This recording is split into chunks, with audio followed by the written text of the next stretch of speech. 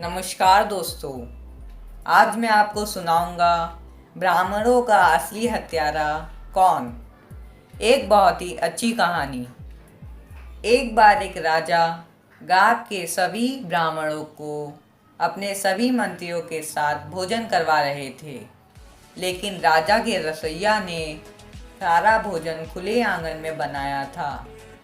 और उसी समय एक चील अपने पंजे में एक जिंदा सांप को पकड़े हुए राजमहल के ऊपर से गुजर रही थी। तभी पंजों में दबे हुए सांप ने अपनी रक्षा के लिए जब उस चील पर अपने फन से कई बार जहर फेंका तो ना जाने कैसे वो जहर उस रसोइया के बनाए पूरे भोजन में गिरकर मिल गया और खाने में जहर के बारे में किसी को पता ही नहीं चल पाया। और जैसे ही उन सभी ब्राह्मणों ने वो जहरीला खाना खाया तो तुरंत ही उन सभी ब्राह्मणों की मृत्यु हो गई। वह उन सभी की मृत्यु से राजा बहुत ही दुखी हुए और राजा पर ब्राह्मण हत्या का दाग लग गया।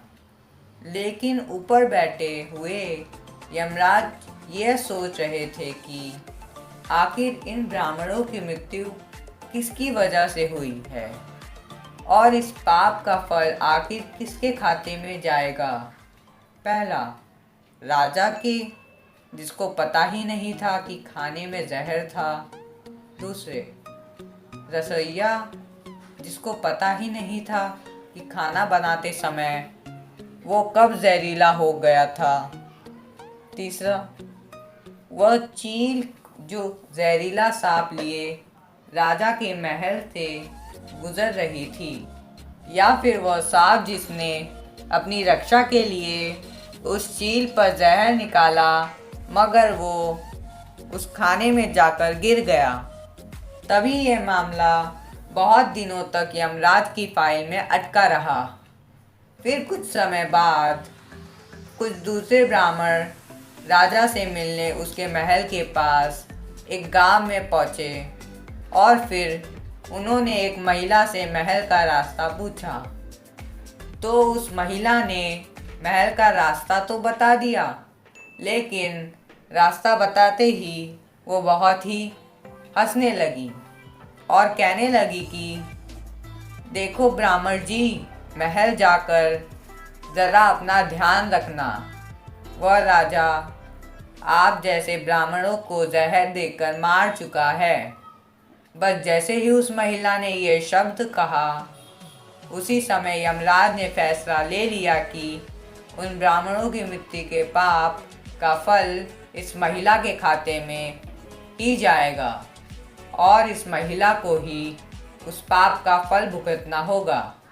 तभी यमराज के सभी दूतों ने पूछा कि हे प्रभु, ऐसा फैसला आपने किस आधार पर लिया, जबकि उस महिला की उन मृत्यु ब्राह्मणों की हत्या से तो कोई भी लेना देना नहीं था। तब यमराज ने कहा कि जब कोई व्यक्ति पाप करता है तब उससे बड़ी ही आनंद मिलते हैं, पर उन मृत ब्राह्मणों की हत्या से ना तो वो राजा खुश था, ना तो वो रसोइया खुश था, ना तो वो सांप और ना ही वो चील खुश थी। पर उस पाप की घटना की बुराई करके उस महिला को बहुत ही आनंद और खुशी मिल रही थी। इसीलिए उन सभी ब्राह्मणों की हत्या का पाप कर्म का फल अब इसी महिला के खाते में जाएगा। और इसी तरह आज के बाद जब कोई व्यक्ति बिना जानकारी के किसी दूसरे के पाप कर्म पर हंसेगा, आनंद लेगा या उसकी चुगली या बुराई करके मजाक उड़ाएगा, तो सभी पापों के कर्म का फल उस बुराई करने वाले व्यक्ति के खाते में डाल दिया जाएगा। तो दोस्तों, अक्सर हम जीवन में सोचते हैं कि हमने जीवन में ऐसा कोई भी पाप नहीं किया, फिर भी हमारे जीवन में इतना कष्ट क्यों आता है। लेकिन वह इंसान यह भूल जाता है कि ये कष्ट और कहीं से नहीं, बल्कि हमने बिना वजह किसी न किसी की बुराई या चुगली करके ही अपने जीवन में पा लिया है। इसीलिए दोस्तों, किसी के दुख या किसी के पाप पर हंसना या चुगली हमें कभी भी नहीं करनी चाहिए। कहानी सुनने के लिए आप सभी का धन्यवाद।